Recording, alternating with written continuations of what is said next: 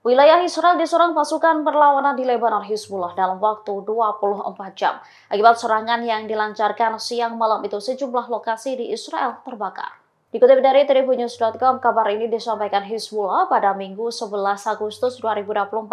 Mereka mengklaim beberapa sistem kendali visual di perbatasan Israel-Lebanon hancur karena serangan itu. Hizbullah mengatakan ada 4 serangan rudal yang dilancarkan pihaknya ke arah 4 benteng tentara Israel. Di daerah searah, serangan Hizbullah menghantam sekumpulan personel militer Israel. Pada Jumat 9 Agustus malam, Hizbullah meluncurkan serangan dengan pesawat tak berawak ke markas logistik Israel yang terletak di barat daya kota Safed. Selain itu, mereka juga menargetkan peralatan mata-mata di Misgaf Am. Sementara itu, di media sosial beredar foto-foto yang memperlihatkan kebakaran besar di Galilea Atas setelah Hizbullah meluncurkan drone. Dalam sehari total, operasi serang yang dilakukan Hizbullah sebanyak 10 kali.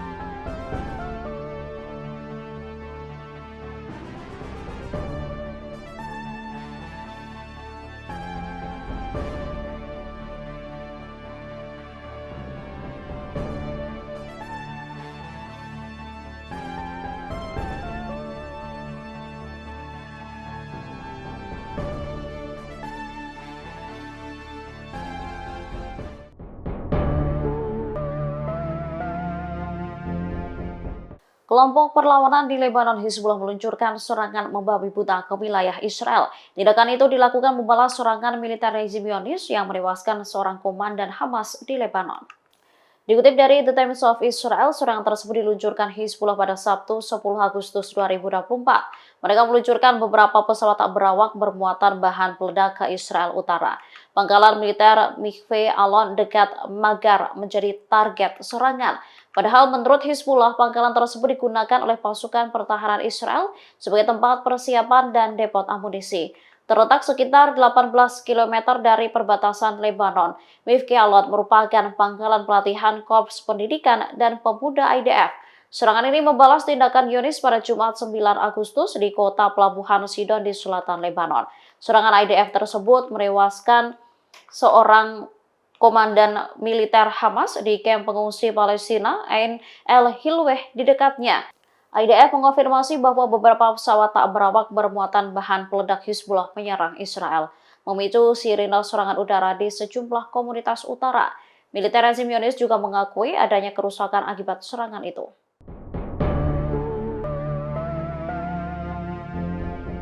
Aerodrome Israel gagal menghalau serangan pasukan perlawanan di Lebanon Hizbullah pada Sabtu 10 Agustus 2024. Akibatnya sejumlah bangunan rusak terkena pesawat tak berawak perlawanan. Menurut pengakuan Hizbullah, serangan ini diluncurkan membalas tindakan Israel di kota pelabuhan Sidon di selatan Lebanon.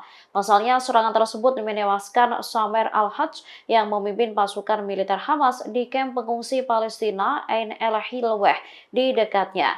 Membalas serangan itu, perlawanan meluncurkan skuadron pesawat tak berawak bermuatan bahan peledak. Dikutip dari The Times of Israel, tentara rezim Zionis pun membenarkan serangan itu. Menurut IDF, salah satu drone tersebut berhasil dicegat oleh pertahanan udara, sementara drone lainnya menghantam wilayah di Israel Utara dan menimbulkan kerusakan. Meski demikian, tak ada korban jiwa maupun luka yang dilaporkan atas insiden itu. Namun sebuah pusat perawatan dan rehabilitasi untuk para penyandang disabilitas terkena dampak dan rusak parah. Benny Ben Mukhar, Kepala Dewan Regional Mevoot Hermon, lantas buka suara. Ia mengatakan kemungkinan pencegat aerodrome telah mendarat di kolam renang dalam ruangan pusat tersebut dan menimbulkan malapetaka tanpa menimbulkan korban jiwa.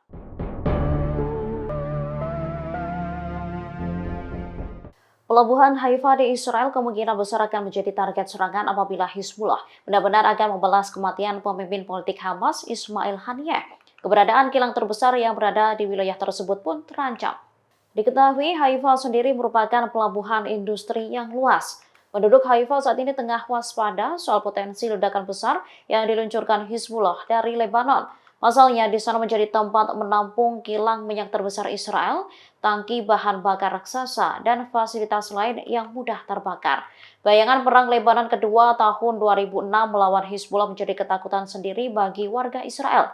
Roket-roket militer yang didukung Iran itu berulang kali menghantam kota tersebut. Selanjutnya menghancurkan rumah-rumah dan menyebabkan lebih dari selusin orang tewas. Ancaman Iran dan Hizbullah untuk membalas kematian Haniyeh menjadi perhatian utama. Mereka menyadari akan ada kerusakan besar yang ditimbulkan dari serangan tersebut.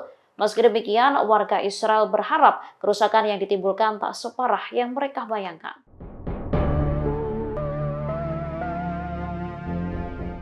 Di tengah memanasnya situasi di Timur Tengah, Rusia dikabarkan tengah melakukan latihan militer di Iran. Bahkan menurut intelijen Eropa, Teheran akan segera mengirimkan ratusan rudal balistik ke Rusia.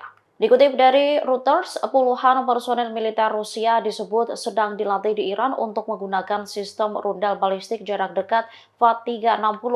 Moskow bahkan mengharapkan pengiriman segera ratusan senjata berpemandu satelit itu ke Rusia untuk perangnya di Ukraina. Perwakilan Kementerian Pertahanan Rusia diyakini telah menandatangani kontrak pada 13 Desember 2023 di Tehran. Kerjasama yang dimaksud yaitu untuk pengiriman FAT-360 dan sistem rudal balistik Ababil.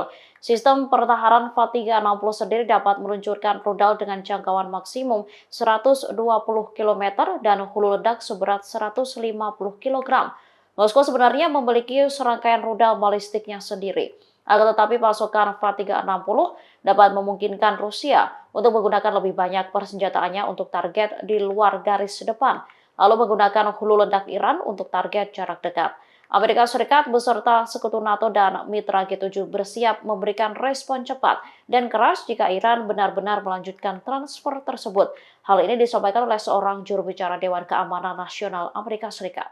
Download Tribun X sekarang, menghadirkan lokal menjadi Indonesia.